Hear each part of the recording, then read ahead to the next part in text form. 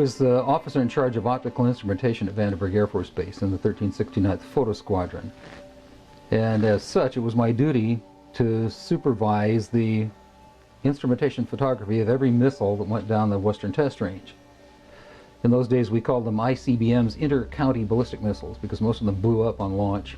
And our job was to determine why they blew up, to provide the engineers good enough engineering sequential photography so that they could see what was wrong with the bird as it took off in flight. What we photographed up there affected me for the rest of my life and made a huge impact on my understanding of the universe and of governmental manipulation of our minds. The purpose of them was they were ballistic missiles. They were to deliver nuclear weapons on targets. That's what they were there for. We weren't launching real nuclear weapons. We were launching dummy warheads. They were the exact size, shape, and dimension and weight of a nuclear warhead. For my stunning achievement in finding a place where I could look back at Vandenberg Air Force Base from up north, and for figuring out how to transmit the timing up there, and for getting the thing set up, I was awarded the Air Force Guided Missile Insignia. I was the first photographic officer in the Air Force to get they called it the missile badge. And it was a highly coveted thing at the time. It was definitely in 1964, because Florence Mansman confirmed that, and he knew. He had written it down and knew the exact date of it. They counted down the missile. We heard engine ignition, lift off. We knew the missile was underway. And we were looking down southwest, and the missile popped up through the fog. It was just beautiful. And I hollered, "There it is!" And our guys on our M45 tracking mount with 180-inch lenses on it got it. And the big BU telescope swung over and got it. And we followed the thing, and sure enough, we could see all three stages of powered flight as they burned out and dropped away. And then, of course, to our naked eye, all we saw was a smoke trail going off into subspace as it headed off toward its target, which was Eniwetok Island, Eniwetok Atoll. So we whooped and shouted and heard the film wrap off in the BU telescope, and figured, well, that was our first big deal, and we got it. We sent the film back down to Vandenberg, and I don't know exactly how long it was after the event. It might have been a day or two. I was called into Major Mansman's office at the 1st Strategic Aerospace Division headquarters. And I walked into his office, and they had a screen and a 16mm projector set up. There was a couch, and Major Mansman said, "Sit down," and there were two guys, as I recall, two guys in gray suits, civilian clothes, which was fairly unusual. And Major Mansman said, "Watch this," and turned on the film projector. And I watched the screen, and there was the launch from the day or two before it at Big Sur. It was quite exciting because of the length of the telescope. As the Atlas missile entered the frame, we could see the whole third stage, which has two rocket nozzles like this and one in the center, a gimbaled one in the center, filling our frame from about 160 miles. That was pretty exciting optics. We watched that stage burn out, we watched the second stage burn out, we watched the third stage burn out, and into the frame came something else. It flew into the frame like this, and it shot a beam of light at the warhead, which is represented by my thumb here. Now, remember, all this stuff is flying at several thousand miles an hour. So this thing fires a beam of light at the warhead, hits it, and then this thing flies up like this. Meanwhile, we're all going like this, fires another beam of light, goes around like this, we're going like this, fires another beam of light, goes down like this, fires another beam of light, and then flies out the way it came in. And the warhead tumbles out of space. Now, I saw that. I don't give a goddamn what anybody else says about it. I saw that on film. Phil Klass can kiss my ass. He wasn't there. I was. Now, when the lights came on, Major Mansman turned around and looked at me and said, "Were you guys screwing around up there?" And I said, "No, sir." And he said, "What was that?" And I said, "It looks to me like we got a UFO." Now, the thing that we saw, this object that flew in, was circular, was shaped like two saucers cupped like this with a ping pong ball on top. The beam of light came out of the ping pong ball. That's what I saw on film. Now, Major Mansman said to me, after some discussion about it, he said, "You are never to speak of this again. As far as you're concerned, this never happened." And I said, "Well," and he said, "I don't need to emphasize the dire consequences of a security breach, do I?" And I said, "No, sir." And he said, "Fine, this never happened." As I started for the door, he said, "Wait a minute." He said, "Years from now, if you're ever forced by someone to talk about this, you are to tell them it was laser strikes, laser tracking strikes." Well, in 1964, we didn't have any laser tracking strikes. We didn't have any laser tracking at all. Lasers were in their infancy in 1964. They were little playthings in laboratories. So I said, "Yes, sir," and walked out, and that was the last I talked about it for 18 years. I didn't talk about it to anybody at Vandenberg Air Force Base. Nobody in my squadron knew about it. Nobody saw the film but me. My commanding officer, Major Lewis S. Clement Jr., didn't see it. My operations officer, Captain Kenneth R. Callahan, didn't see it. His assistant, Lieutenant Ronald O. Baylor, didn't see it. Their assistant, Chief Warrant Officer Guy M. Spooner, didn't see it. Nobody in my squadron saw it, and I didn't talk about it to anybody under direct orders from Major Florence J. Mansman Jr. Consequently, no one at Vandenberg that I know of knows anything about this. That sounds real suspicious, doesn't it? Somebody should have seen it. Somebody should have talked about it. Well, they didn't.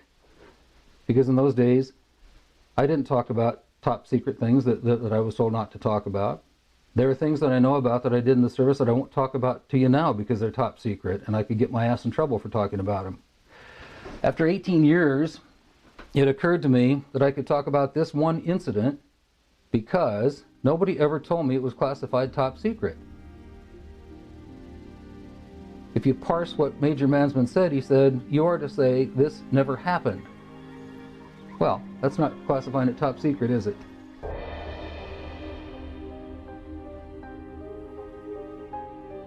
Didn't happen to anybody else.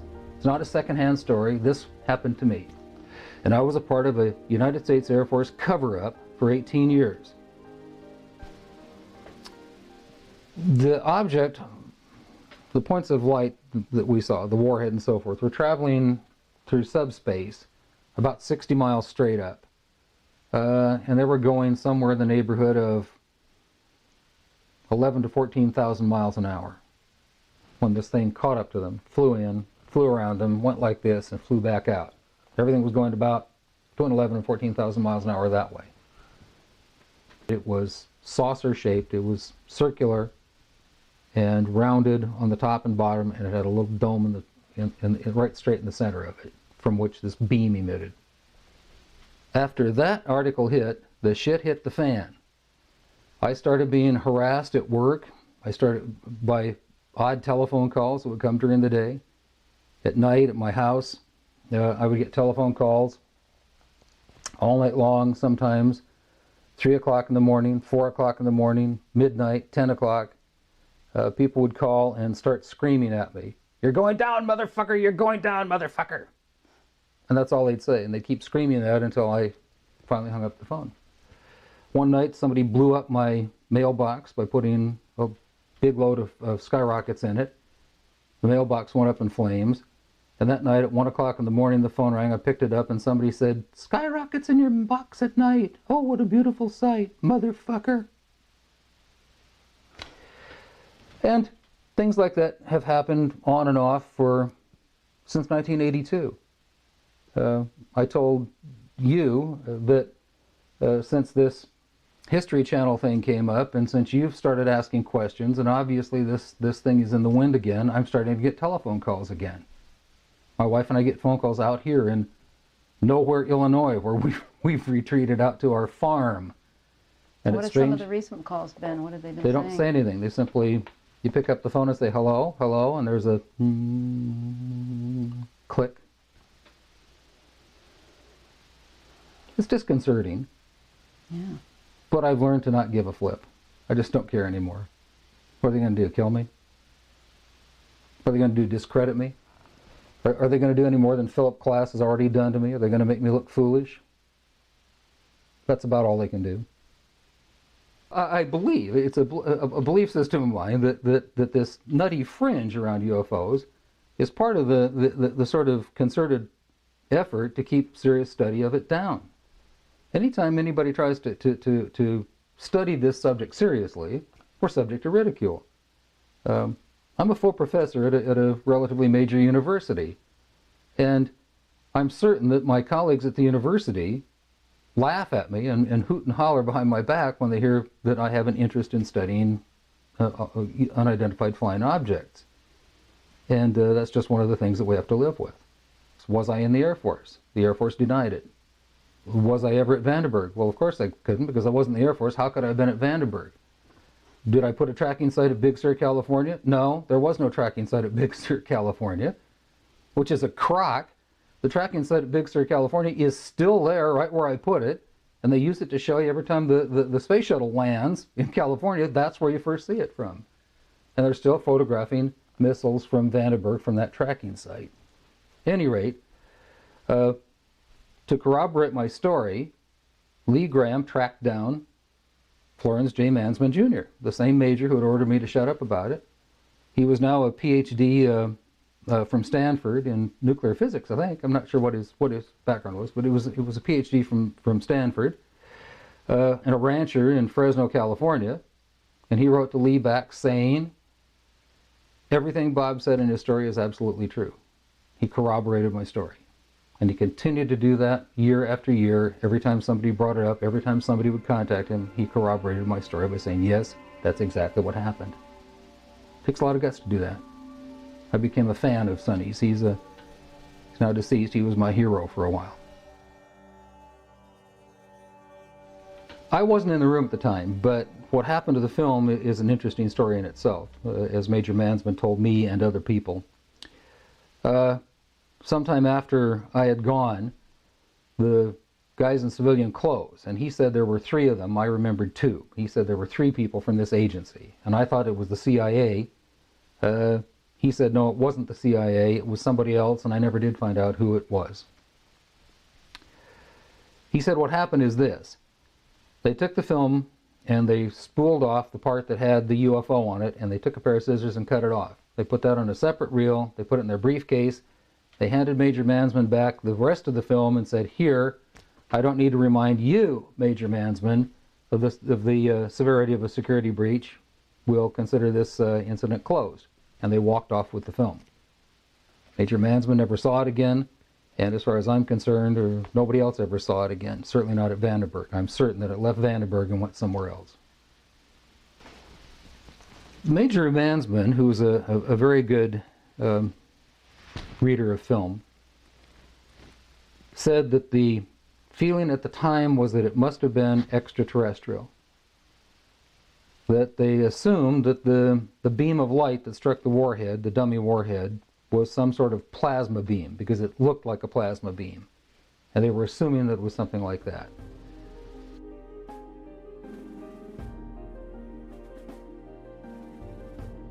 Major Florence J. Mansman was a man of great honor and great scientific standing in the community.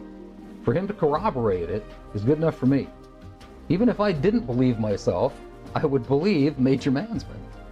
Now there were 2 of us who were Air Force officers at the time, and we saw something, and we have both corroborated with each other that we saw that's what we recall from the incident. And what I have to ask skeptics, or people who disbelieve what I'm saying, is why would I make this up? Why would Major Florence J. Mansman, Dr. Major Florence J. Mansman, why would he make it up? What have we to gain? I've made no money from this. I've got nothing but pain and suffering out of talking about it. I've been harassed at my home. This was used against me partially in losing a job once in teaching. I've had a hell of a time after I've told this story, but I continue to tell the story because I think it's important for people to understand that this sort of shit goes on in the government. That the government covers up information that we are entitled to know about as citizens of this country. That's why I tell my story. That's why I'm telling it to you. And I'll continue to tell it as long as I'm alive, And I'll always tell it the same way because it only happened one way. I never vary the story because I can't. It's the truth. And I've been the subject of humiliating letters and phone calls from skeptics like James Oberg at NASA and Philip J. Klass, who's an idiot, a paid informant of the United States government, who persist in belittling me. And that's fine if they want to belittle me. But don't belittle Sonny Mansman. The things that were denied specifically, first of all, was that I was ever in the Air Force. They had no record of me. I was at Vandenberg. No, they had no record of that. Once we found, oh, he was at Vandenberg. Well, he was never at Big Sur because we don't have a tracking site at Big Sur. Well, we proved that. That's the nature of bureaucratic idiocy. The Air Force's position right now is there was no such incident and there was no film of it. The thing that's important to me about this whole operation is very simply, the biggest event in the history of humankind is the discovery that we are not alone. That there are other living entities, intelligent entities, in this universe or other universes, and that we aren't here alone. That's a huge, enormous discovery. It's the discovery of the lifetime of humankind, isn't it? To find out that we're not here alone.